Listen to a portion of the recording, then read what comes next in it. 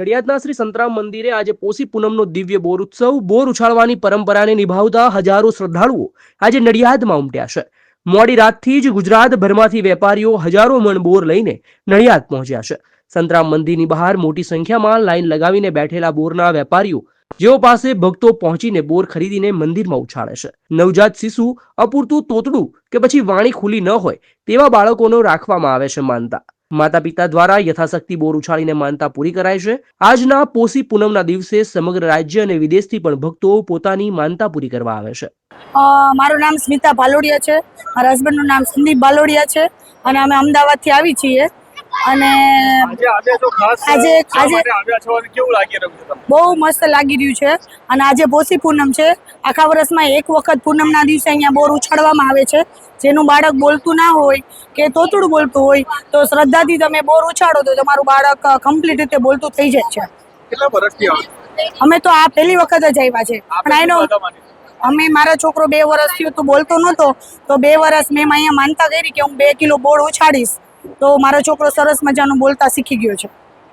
અને એક શ્રદ્ધાનો વિષય છે, તમે દિલથી માનો તો તમારું કામ થઈ જાય છે. બકુલ ગડિયારી નડિયાદનો પ્રોપર છું. અહીંયા સંતરામ મંદિરમાં વર્ષોથી લગભગ 200 વર્ષ જૂની માન્યતાઓ છે કે જે છોકરા બોલતા ના હોય એના માટે બોર ઉછાળે તો છોકરા બોલતા થાય છે.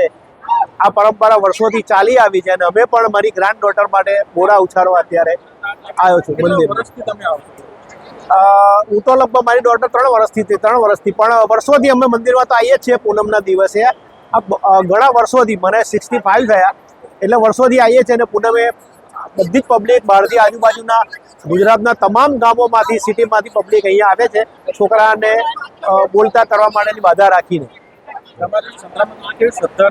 શ્રદ્ધા સંતરામ મંદિર માટે તો કોઈ સવાલ જ પેદા થતો નહીં. નડિયાદવાળા તમામ લોકો અને આજુબાજુવાળા બધા સંતરામ મહારાજને બહુ જ માને છે અને બધી મનોકામના બધાની માને છે અને બધી પૂરી થાય છે.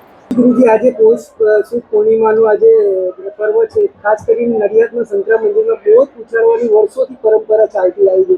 તેની પાછળનું કારણ શું છે? આસ્થા ભક્તોની. આજે બોર ઉછાળવાથી શું એટલે જે બાળક બોલતું ન હોય એના માતા પિતા અહીંયા ટેક રાખે છે. મારું બાળક બોલતું થશે તો હું અહીંયા બોર આવીને ઉચ્ચારીશ અને બાળક બોલતું થઈ જાય છે અને માતા પિતા શ્રદ્ધાપૂર્વક બોર ઉચ્ચારવા આવે છે. ક્યાંથી ભક્તો આવતા હોય છે આજના દિવસે?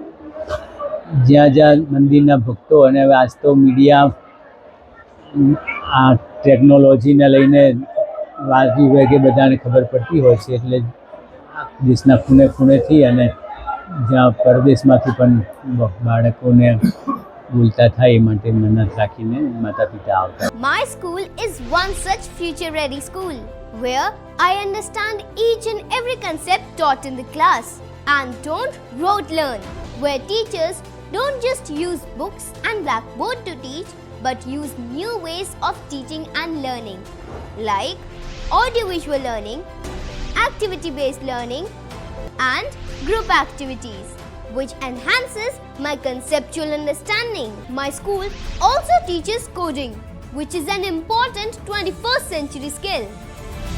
Not just that, I get an opportunity to showcase my skill on a national platform.